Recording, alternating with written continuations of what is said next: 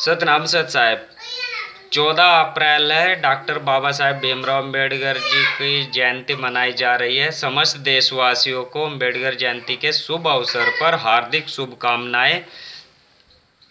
आज का दिन वास्तव में एक संकल्प का दिन है, समानता का दिन है, वह ज्ञान का संकल्प, वह शिक्षित होने का संकल्प प्रत्येक मनुष्य को लेना चाहिए, क्योंकि बाबा साहेब डॉक्टर भीमराव अम्बेडकर जी के जन्म या उसके बाद जो बहुत ही कठिनाईतापूर्ण गुजरा है, लेकिन उन्होंने फिर भी साहस और हिम्मत से काम लेकर के एक मुकाम तक, यानी एक बहुत ही महत्वपूर्ण समाज में अपनी स्थिति प्राप्त की है और आप सभी भी प्राप्त कर सकते हैं। ऐसा संकल्प उनके जन्मदिन पर सभी देशवासी लें। आज हम सभी लोग उनके श्री चरण कमलों में कोटि कोटि नमन करते हैं। बाबा साहब का जन्मदिन वह तारीख है, इस दिन से मानव युग परिवर्तन की शुरुआत हुई है, अर्थात हम लोग इस दिन से कलयुग से सतयुग की ओर धीरे धीरे बढ़ रहे हैं। आज आपको अपने आप को सत्य व पंचशील की कसौटी पर खरा उतारना है। बाकी सभी झूठे व बेईमान व भ्रष्टाचारियों को तो बाबा साहब का बनाया हुआ संविधान अपने आप सत्य को अपनाने के लिए मजबूर कर देगा। उनको एक न एक दिन सत्य धारण करना ही पड़ेगा। जब वह आर्थिक व मानसिक व शारीरिक दंड भुगतने के बाद वह सोचेंगे कि हमें सत्य को अपनाना चाहिए और एक दिन सच्चाई को धारण करेंगे और उन्हें अपनाना ही पड़ेगा। आज से पूर्व में जो भी जितने भी मंत्री भ्रष्टाचार के केस में पकड़े गए हैं, वह सभी जो है जेलों में है और उनको देख करके दूसरे मंत्री भी जो है घोटाला नहीं करने की सोचेंगे।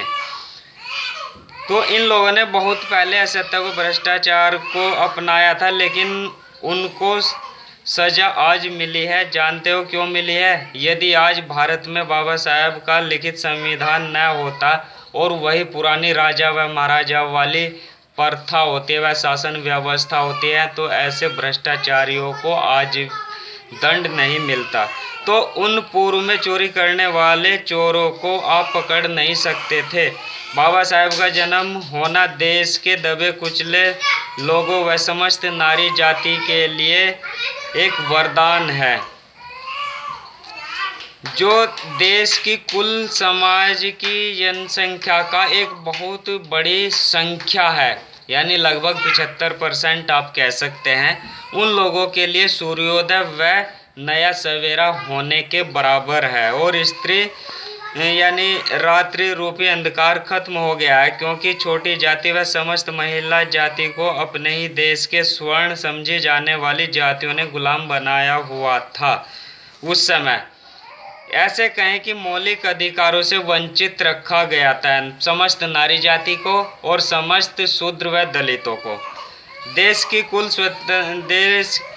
की स्वतंत्रता के लिए लाखों अंग्रेजों से स्वतंत्रता पाने के लिए करोड़ों भारतीयों ने संघर्ष किया था, लेकिन करोड़ों स्वर्णों से स्वतंत्रता पाने के लिए अकेले बाबा साहेब डॉक्टर भीमराव अम्बेडकर जी ने भारतीय संविधान लिख करके करोड़ों दलितों व समस्त महिला नारी जाति को सामाजिक व आर्थिक स्वतंत्रता प्रदान कराई थी। नारी या महिला को बराबर का अधिकार दिया है। महिला दो परिवारों की धुरी होती है, इसलिए बाबा साहेब डॉक्टर भीमराव अम्बेडकर जी ने नारी की शिक्षा पर व उनके सशक्तिकरण पर बहुत ज़्यादा जोर दिया है। उनको शिक्षित होना चाहिए जिससे कि दो परिवार आपस में सही रूप से प्रोग्रेस, उन्नति कर सके।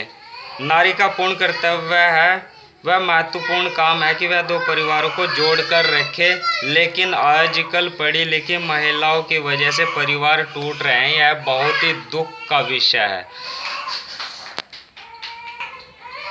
बाबा साहेब डॉक्टर भीमराव अम्बेडकर जी ने समस्त मानव जाति को, भारत ही नहीं, दलित ही नहीं, समस्त मानव जाति को 3 महत्वपूर्ण स्लोगन दिए हैं। शिक्षित बनो, सभी के लिए उन्होंने सभी को प्रेरित किया है।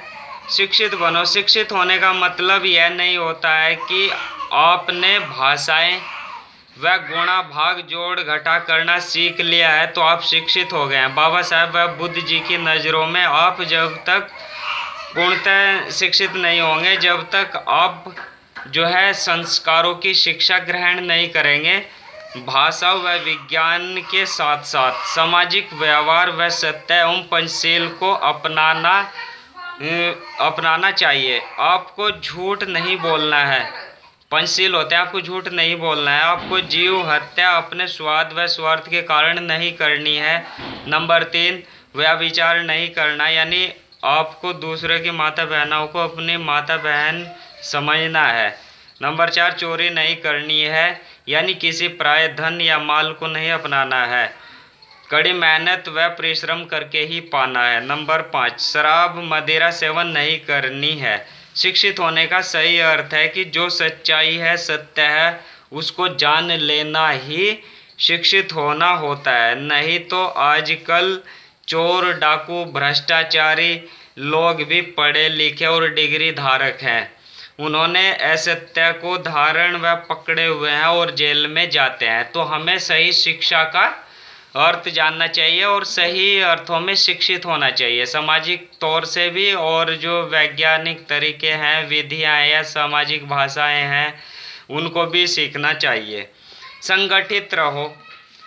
सभी लोग ध्यान दें कि कोई भी संगठन तभी सफल होता है जब समुदाय के यानी उस संगठन के सभी लोग किसी भी ट्रस्ट में पूर्णतः समर्पित होते हैं, तभी वह संगठन सफल होता है। लेकिन आजकल संगठन बनाते हैं और समाज के भोले भाले लोगों से संगठन के नाम पर कुछ नेता टाइप के लोग या धार्मिक ठेकेदार, धर्म के कुछ ठेकेदार भोले भाले लोगों से संगठन के नाम पर रुपए जमा करते हैं और उनका घोटाला कर देते हैं और अपनी आजीविका चलाते हैं। इस तरह से संगठन ज़्यादा दिनों तक नहीं चलता है। किसी भी संगठन को चलाने के लिए धन की ज़्यादा ज़रूरत नहीं होती है, जबकि किसी भी संगठन को सफल व सशक्त बनाने के लिए संगठन से जुड़े हुए लोगों का आत्मसमर्पण भाव ज़्यादा महत्वपूर्ण है और मन की पवित्रता सबसे महत्वपूर्ण होती है। संगठन के द्वारा समाज में जागरूकता फैलानी होती है, न कि इस बहाने से धन इकट्ठा करना होता है और अपनी जीविका चलानी होती है। उनका तीसरा सबसे महत्वपूर्ण जोर था समाज को शिक्षित करने के लिए, संगठित करने के लिए। तीसरा है संघर्ष करना। आप इतने सक्षम होने चाहिए शारीरिक रूप से भी और आध्यात्मिक रूप से भी और मानसिक रूप से भी, विज्ञान से आध्यात्मिकता में, कि आने वाली परिस्थितियों का सामना मुकाबला करके विजयी अर्थात जीत हासिल कर सके। संघर्ष करने का यह मतलब नहीं है कि आप किसी पर आक्रमण करें, आप किसी को गुलाम बनाएं। हाँ, यदि आप पर कोई आक्रमण करे तो आप उसका मुंह तोड़ जवाब दे सको, अर्थात ईंट का जवाब पत्थर से देने में सक्षम होने चाहिए। असली संघर्ष है। परिस्थितियों से भी संघर्ष करना सीखो। दुख सुख आते जाते हैं। बाबा साहेब डॉक्टर भीमराव अम्बेडकर जी ने संविधान की रचना करके संत श्रोमणी रविदास जी महाराज जी ने जो 600 साल पहले सपना देखा था कि वह साकार बाबा साहब द्वारा किया गया है, और संत श्रोमणी रविदास जी महाराज जी ने एक सपना देखा था, ऐसा चाहूँ राज में जहाँ मिले सबन को अन्न, और छोट बड़े सम बसे रविदास रहे प्रसन्न। तो आज भारत में संविधान की रचना हो करके जो संविधान लागू होते ही संत श्रोमणी रविदास जी महाराज जी का जो सपना था वह साकार हुआ। आज सभी सामाजिक, आर्थिक व आध्यात्मिक स्वतंत्रता व मौलिक अधिकारों की स्वतंत्रता सभी मनुष्यों को है। छोट बड़े एक जैसे हो गए हैं या धीरे धीरे हो रहे हैं।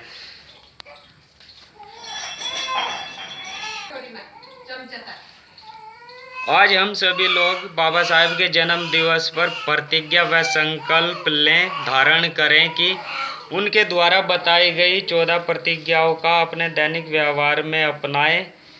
एक प्रतिज्ञा विशेष महत्वपूर्ण है कि मैं मूर्ति पूजा नहीं करूंगा। यानी यह सबसे महत्वपूर्ण है और यही प्रतिज्ञा आपको सच्चाई की ओर ले जा सकती है, अपनी हो या पराई हो। अब मूर्ति चाहे अपने की हो या दूसरे की हो, आपको मूर्ति पूजा नहीं करनी है, जो कि बाबा साहब की 14 प्रतिज्ञाओं में से एक प्रतिज्ञा है। यही प्रतिज्ञा आपका जीवन बदल सकती है। निश्चित तौर पर करके देखें। हमें चित्र की नहीं, केवल चरित्र की पूजा करनी चाहिए। वह महापुरुषों का चरित्र अपने जीवन में अपनाना चाहिए। सतनाम सत साहिब।